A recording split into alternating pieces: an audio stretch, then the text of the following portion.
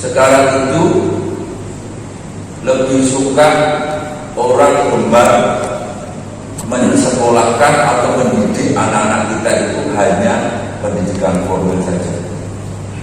Betul gak?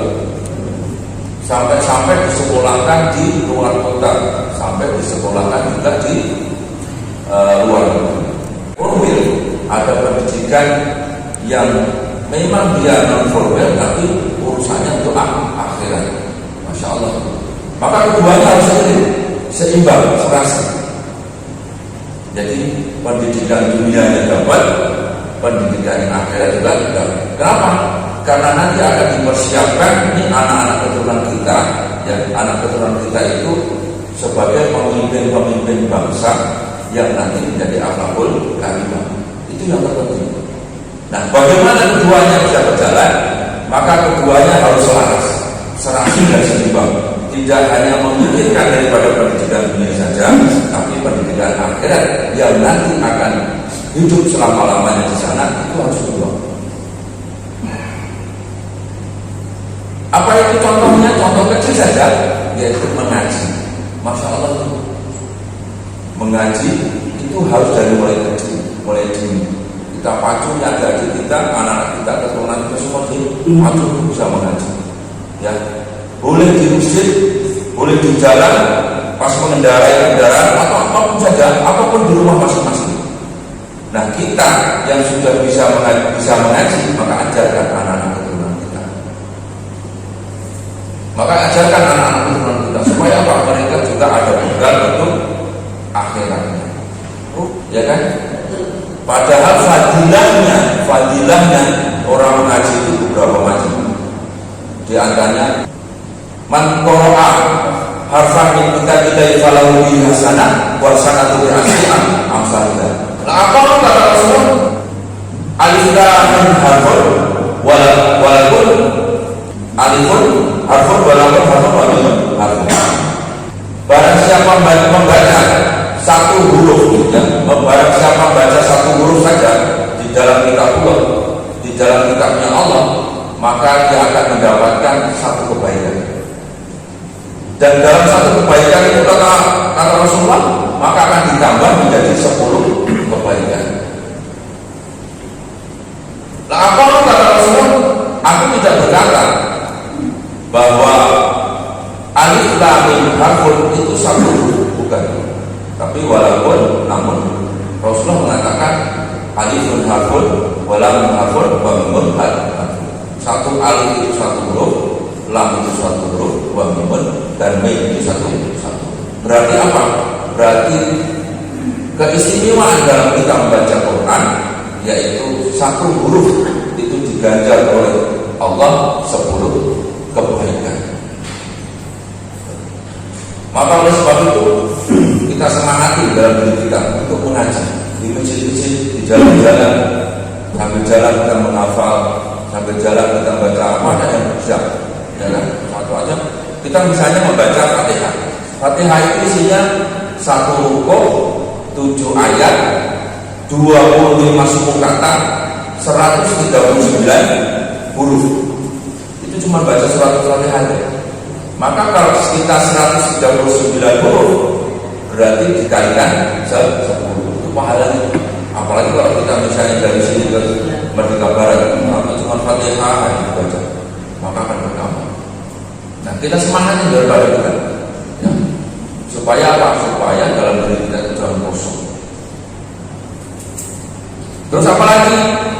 Fadilahnya di dalam baca Quran yaitu innallaha yarfa'u bihadzal kitabi qauman wa yad'u bihi kharin.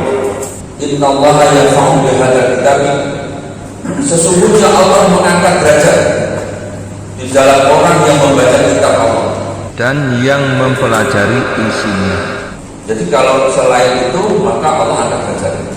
Maka di dalam kitab yang lain Mutarul Hadis, Sayyid Ahmad Al-Hazami mengatakan barang siapa yang membaca Quran maka Allah berikan kebaikan, diangkat derajatnya dan diampuni dosanya. Berarti ada 3 manfaat: kebaikan, derajat, diampuni dosa. Nah, Oleh sebab itu masih kurang apa? Ya kan? Berapa fadilah-fadilah itu penting banget. Untuk apa mensemangati kita? Apalagi ada kita ini sedang menghafal Quran, menghafal surat-surat pendek, luar biasa. Ya. Supaya mereka lebih semangat. Kita dukung mereka supaya belajar semangat ngajinya lebih terus-terusan. Nah, ada lagi kata Rasulullah, Man qara'a ayatil kursi duburi kulli sholatan maktubatin lam yamnahu min dukhulil jannah illa al-mautu. Barang siapa kita membaca ayat kursi di tiap-tiap sholat, ya di tiap-tiap baca sholat, maka orang yang membaca ayat kursi tersebut itu tanpa ada jeda, jadi 5 waktu, zuhur, asar, maghrib, isya, subuh itu nggak ada jeda, semuanya akan baca ayat kursi. Sampai kapan? Sampai mati. Maka dia boleh masuk surga tanpa ada penghalang. Artinya apa? Artinya asal kita bisa mendawamkan hal itu, maka insya Allah kita akan masuk dalam surga.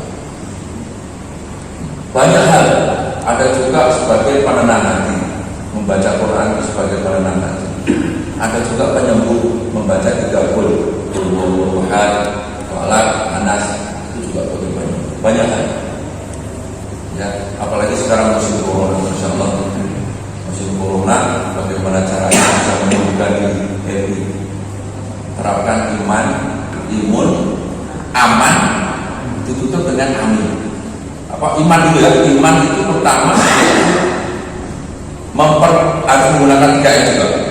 Iman menjadi pertama yaitu memperbanyak wudu. Maka suatu wudu dalam makan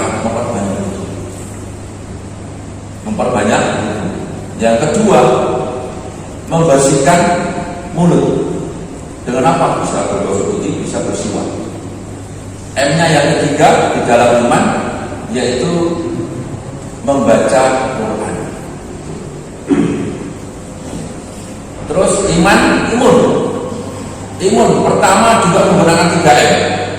M yang pertama melakukan olahraga secara teratur. Yang kedua melakukan istirahat dengan cukup. Yang ketiga makan makanan yang bergizi dan asupan yang halal. Terus imun aman melakukan juga 3 M. 3 M yang pertama memakai masker, yang sudah tersoal ya kan, memakai masker, mencuci tangan, menggunakan sabun. Kemudian yang ketiga menjaga jarak, ya, menjaga jarak, kemudian mencuci tangan dengan sabun lebih sering. Yang keempat yaitu amin. Jadi kalau kita sudah melakukan secara imun, aman, kok masih kena juga, kita syukurin aja lah, ya kan? Karena udah hati itu, udah amin aja udah, ya. Karena apa? Kita sudah berupaya sebagaimana mestinya. Karena menurut informasi, kalau saya nggak salah dengar, kata Pak Dokter lebih paham. Menurut informasi dari Singapura itu, corona itu 4 tahun lagi baru selesai. Dan ada berita juga dari tanah air bahwa corona itu siapa saja bisa kena, meskipun yang sudah dikasih anti-virus. Dan tidak menutup kemungkinan. Dan di depan saya ataupun saya sendiri bisa jadi, tapi insya Allah kita mudah-mudahan kita berdoa semoga kita terhindar daripada bala dan bencana apalagi musibah corona ini, ya kan? Karena hadirin yang dimuliakan oleh Allah SWT, maka saya sampaikan fadilahnya di dalam membaca Quran itu sudah banyak, ya. Memberikan kebaikan, diangkat derajatnya, diampuni dosa-dosanya, kemudian memberikan ketenangan dalam hati, ya. kemudian Allah masukkan kita ke dalam surga, ya, dan sebagainya. Ya, itu saja saya kira.